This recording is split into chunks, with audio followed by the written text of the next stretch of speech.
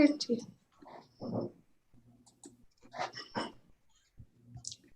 Hi, everybody. Welcome. I'm just going to give us one more minute to let people join.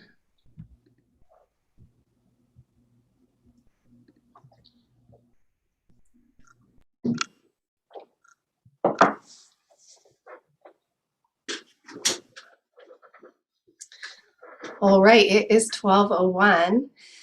Welcome, everybody. I am Jess Graff. I'm one of the co-chairs of the Vermont Coalition to End Homelessness and the Associate Director at Franklin Grand Isle Community Action, a division of CVOEO.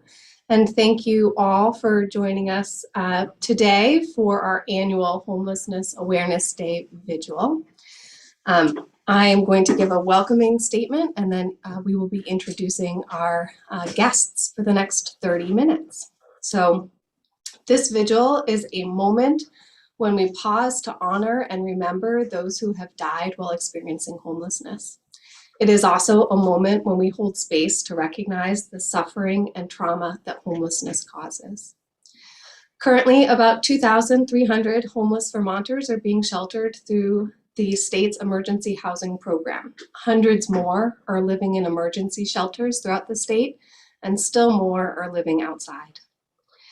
In response, there are many people who work every day with passion and dedication to support the truly life-saving programs that offer shelter, support, and financial assistance to move people into stable housing. Because of their efforts, more than 1,000 households have moved from homelessness into homes in this past year. I would like to thank the Department of Children and Families, specifically the Office of Economic Opportunity and the Economic Services Division, for their work that has been innovative, adaptive, responsive to need, and not just reactive, but proactive. I would like to express deep gratitude to the dozens of organizations that provide emergency shelter across the state, and the many organizations who work every day on site at motels and warming shelters, for all the truly dedicated work that you all do to provide shelter and support to our most vulnerable neighbors. It is not an overstatement to say you save lives. You are all heroes. But I will also say that our work is not done. There are so many people that need us to come together now with strong support and solutions. Housing is a basic human need. It is dignity, it is healthcare, it saves lives, and it is deserved by all. Those that experience homelessness suffer. They feel shame and stigma. They are deprived, stressed, and scared. Many face challenges of access to food and clothing. Many suffer from chronic illness, including mental health conditions, substance use disorders. They are overwhelmed and vulnerable. They are also kind, grateful, funny, smart, gracious, hopeful, and brave. Today, in this moment, we come together to bear witness, to pay our respect, but let's not do this through a lens of pity. In this moment, let's vow that we will only rise from here. Let's honor those that we have lost by working for change. We know solutions, we have resources. Let's join together and do the work. Thank you for joining us. We also have some wonderful guests here today, and we are going to start with a non-denominational remembrance from Reverend Joan Javier Duval of the Unitarian Church of Montpelier. Thanks so much, Jess. Good afternoon, everyone. As Jess said, I'm the Reverend Joan Javier Duval. I'm the minister of the Unitarian Church of Montpelier and also a member of the board of Vermont Interfaith Action. As we begin our vigil, I invite you into a time of remembrance and prayer. Take a few deep breaths to allow yourself to be more present in this moment. We've already had a full and rich morning together. As we come together today to bring more awareness to the lives of those experiencing homelessness, we also acknowledge the painful reality that there are people in our communities who have lost their lives while they were without permanent, stable housing. These individuals were not fully served and cared for by our society, but their lives like all of ours, were sacred. Their lives, too, had dignity and worth. In this moment, I invite you to call to mind and heart anyone you may know who died in the last year while experiencing homelessness. If you wish, I invite you to say that person's name aloud from wherever you are to bring their spirit and their memory into this time of remembrance.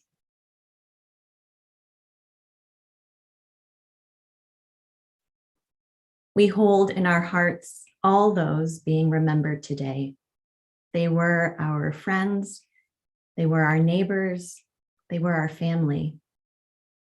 They laughed with joy and cried tears of sorrow.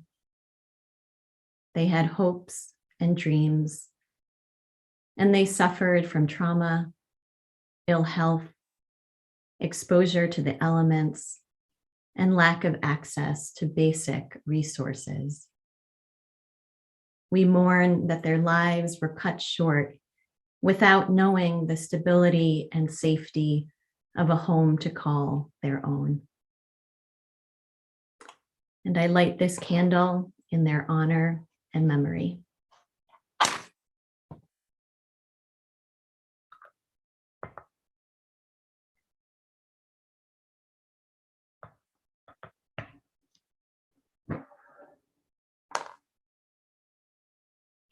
May all of us gathered now hold compassion for our grief and the grief of all those who knew and loved those we have lost this past year. May all of us gathered listen deeply to the stories, the pain, and the wisdom of those who have known and still know what it's like to be without permanent housing. May all of us gathered honor the memories of those we have lost with our continued commitment to use our will and our resources to meet the fundamental need of housing for all. So may it be.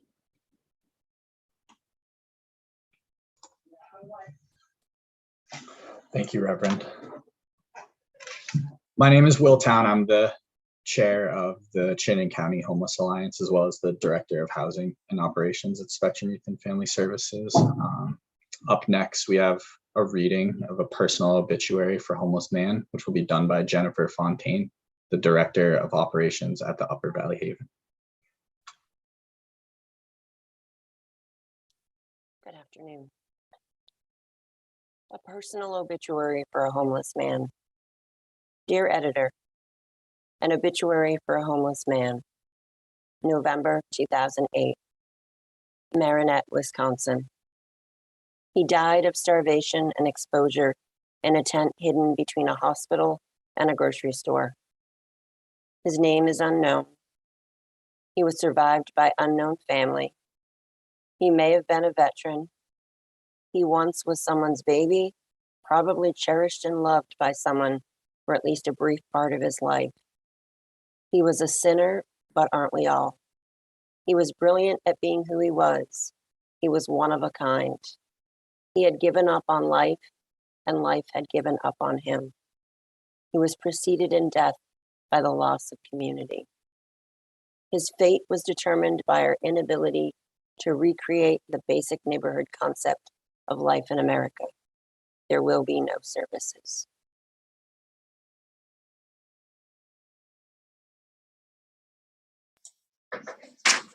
Thank you, Jennifer. Next, we will be sharing a video of a statement from Katie Ballard of the Essex Housing Commission.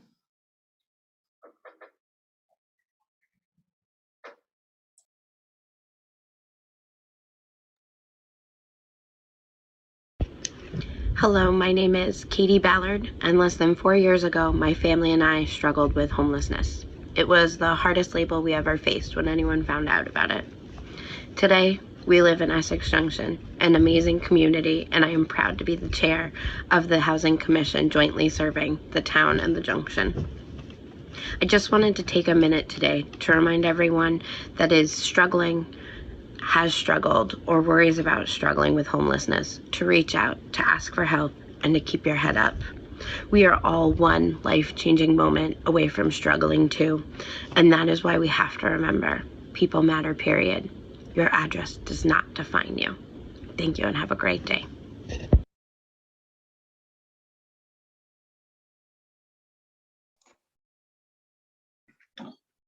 Up next, we have some words from Kylan Vayu from Divas program of the Vermont Network. Good afternoon, everyone. My name is Kylan Vayu. I work with the Divas program in the Chittenden Regional Correctional Facility. I wanted to start by thanking all the staff and advocates and volunteers who have taken the time to uplift the voices and the experiences of people experiencing homelessness in Vermont. I'm honored to have the opportunity to speak on behalf of the Divas service users and survivors of violence today. For many survivors of violence, housing is so often the make or break or survival. For incarcerated populations, housing is the crux of success. As an advocate with the Divas program, we see people struggling with both every day. And I attended this event last year to give testimony. At the time, I had just begun to work with survivors of violence outside of a correctional setting and was feeling the same panic and hopelessness that I had heard described to me so many times before around securing a safe and stable and affordable place to call home. For so many women, being bounced from shelter to couch to jail to abusive partner back to jail makes corrections the only stable housing that they know. A group member once told me that it's what their dad taught them to do, stealing something small, traffic violations, messing up their probation right around October, something that would get them 6 months or so. She said it was something that would keep me there for a while it's cold, 3 hots and a cot. I don't have to worry about living in a tent for the winter. It keeps me here to keep me safe and keep me alive. When I attended this event last year, the CRCF community was grappling with having lost 3 individuals who had been recently released from incarceration. The residents of CRCF and the staff grieved together. Fear and sadness had overtaken the building with their losses. What we were all unprepared for was the reality that CRCF would lose 15 more previously incarcerated individuals over the course of the winter. CRCF staff, advocates, and volunteers had lost our community members. These were incarcerated individuals who gave us a glimpse into their world, people who had allowed us into their temporary home. They told us about their lives, their family, love, and what brought them joy. And they told us about their fear and their pain. We knew their struggles and all that they had accomplished. We knew about their hopes for the home that they wanted outside of a cell, reunited with their loved ones. The women of CRCF have lost their sisters. These are their support systems they had built in times of darkness. These women had been taken from their parents, waiting for them to come home. Some lost friends and family. Young children were left without mothers who they had only seen across a table or through a Zoom visit for months. The women of CRCF lost not only people who knew their story, but knew what it was like to live with the same hope of finding a home for themselves outside of the criminal justice system. The women of CRCF today carry their voices on. They remember their laughter and their creativity and their compassion and love for each other. In a building that so many call home for days, months, or years of their lives, there is a family that carries on the memory of the women lost last winter. It is a privilege to enter their temporary home every day, and I'm honored to have known them. I'm honored to carry their story with me and admire their success in choosing to take a chance to heal in pursuit of finding a home within themselves and a place to call home outside of the walls of CRCF. Thank you. Thank you, Kylan. Now we invite the words of Richard Jones.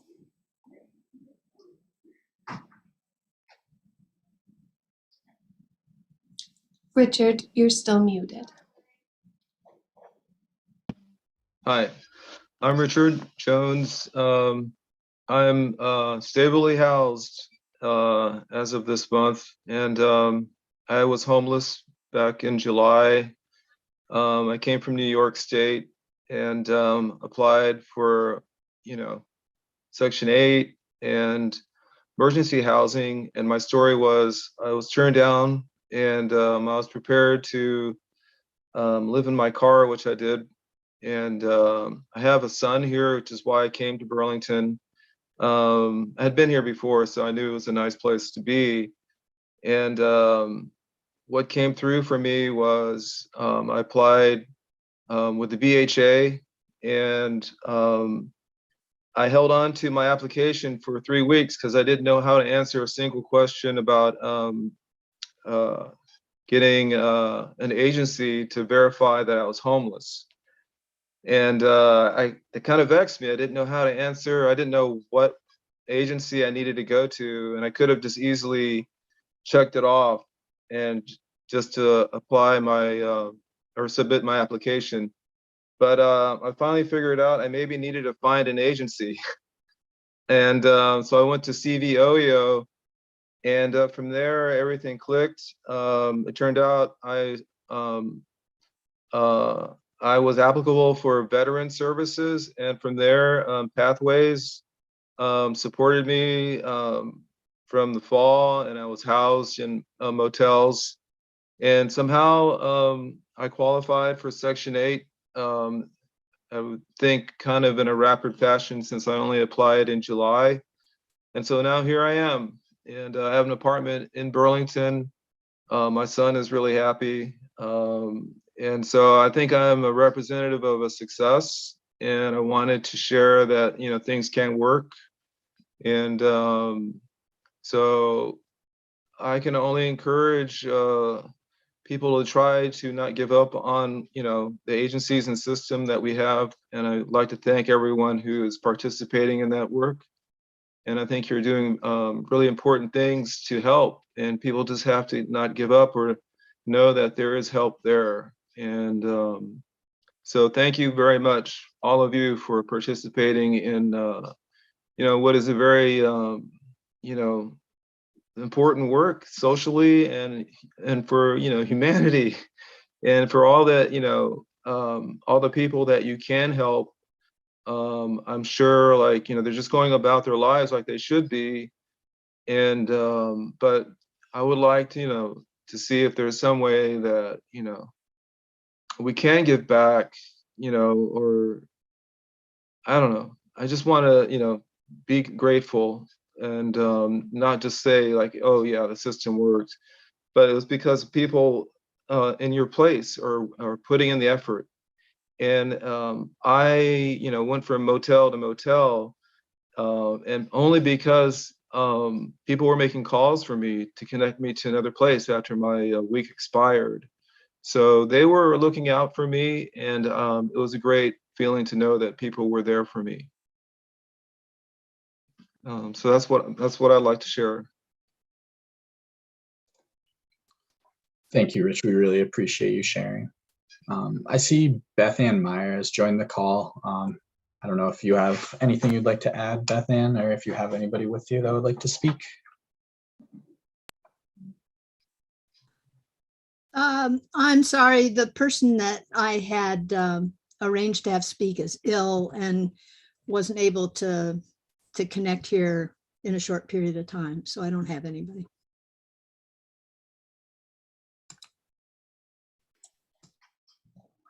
Thanks, Beth. Now we are going to share a video that was put together by some great people at the Vermont Affordable Housing Coalition. This is a video that shares the experiences of people who have present or past lived experience of homelessness and insight from service providers that work to support their needs. This video is a refreshed and updated version of the video put together by the Vermont Affordable Housing Coalition's VISTA last year, and you can check out the full version of last year's video on the Vermont Affordable Housing Coalition's YouTube channel.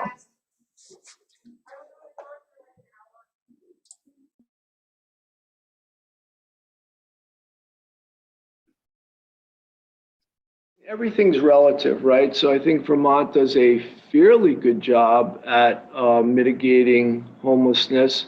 However, we still have up to 2,000 to 4,000 people experiencing homelessness in Vermont. And to me, that is absolutely unacceptable. In the past year, the COVID-19 pandemic exposed the hidden extent of Vermont's ongoing homelessness crisis. Vermont was able to house thousands of homeless individuals through motel vouchers. While this has helped keep Vermonters safe and healthy during the pandemic, we know that it's not a permanent solution. Homeless and precariously housed Vermonters are confronting an affordable housing crisis. As we recover from this public health crisis here in Vermont, we have the unique opportunity to rethink our social and economic systems. We need compassionate safety nets, rental assistance, and supportive services that work for everyone, and we need more affordable housing. Most of all, we need to listen to those that know the crisis the best, people who work closely with homeless folks and people who've lived through homelessness themselves. Together, we can end homelessness in Vermont.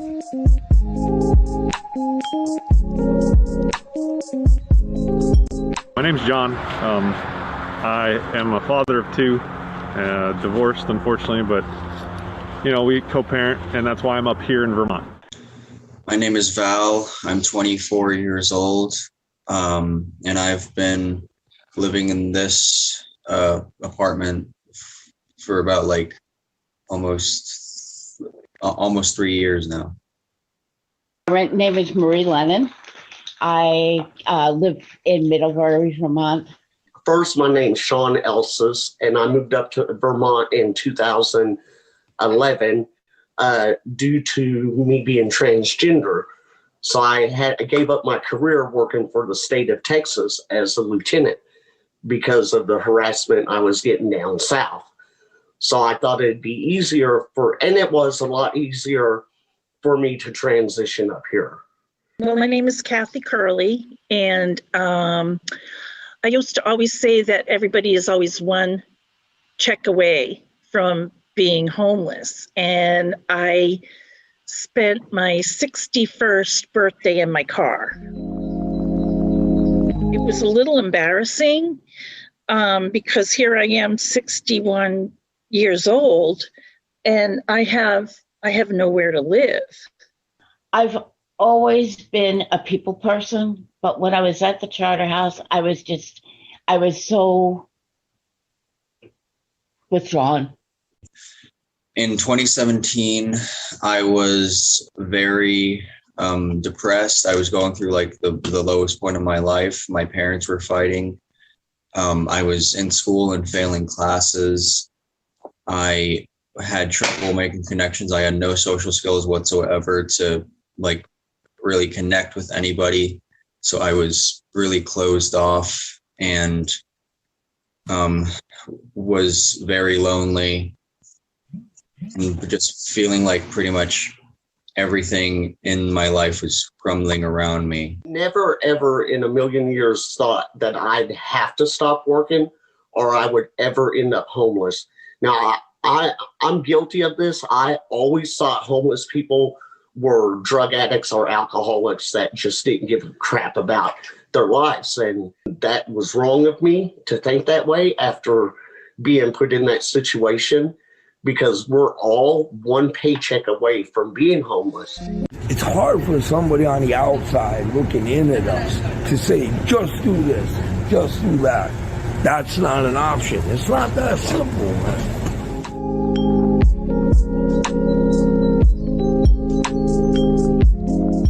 The biggest barrier is that there is not affordable housing. The Vermont housing market is stretched extremely thin. And even though people are working, they are able to, live off benefits. They can't afford to pay rent and live. Affordable is $1,200 a month. Everybody I know, their checks are $1,200 a month. So that would be 100% of their income. Yeah. $1,000. Even $800 a month is not affordable, and there's nothing out there at $800 a month. You can't expect us Vermonters at our pay scale, and with the pandemic, with what's going on, expect to stay competitive with people that come from out of state. And if you get onto a waiting list for the Commons, which is over by Shaw's, or Briarwood, which is over that way also, you may be on the waiting list for over a year. And what do you do during that year?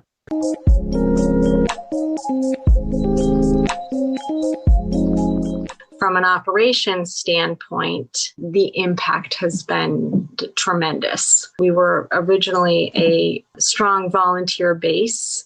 We lost a lot of our volunteers, not because they don't want to be with us, but because of the risks related to COVID. We've gotten a lot of people off the street into safe housing. We kind of have a system here where, you know, they have a place where they can be clean and sober.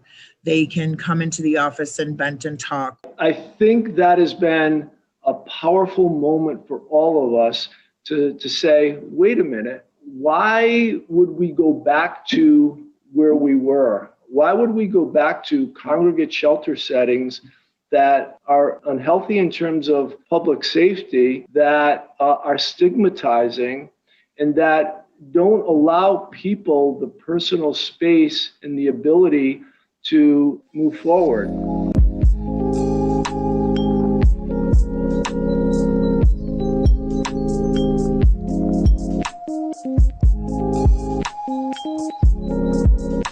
Flash forward to 2018, I moved into this youth services apartment.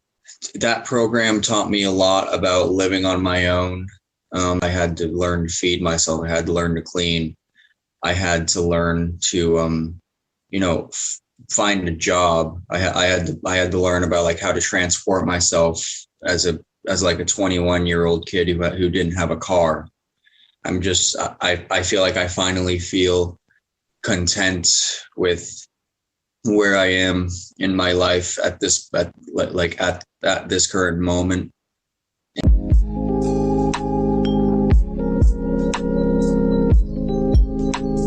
We need systemic changes in this country, and that means raising the minimum wage.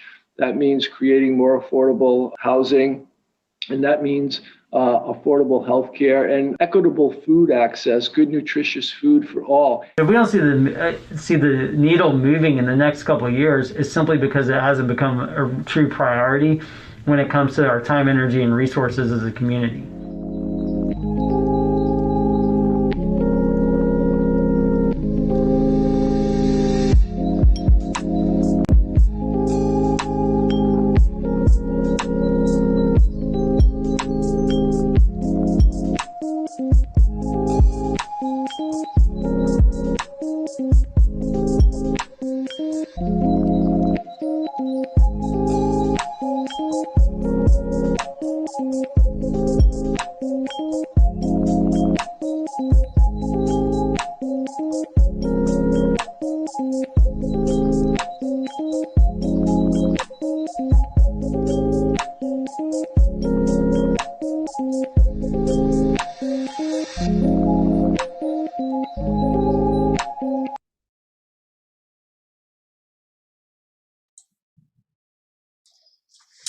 Thank you all for joining us.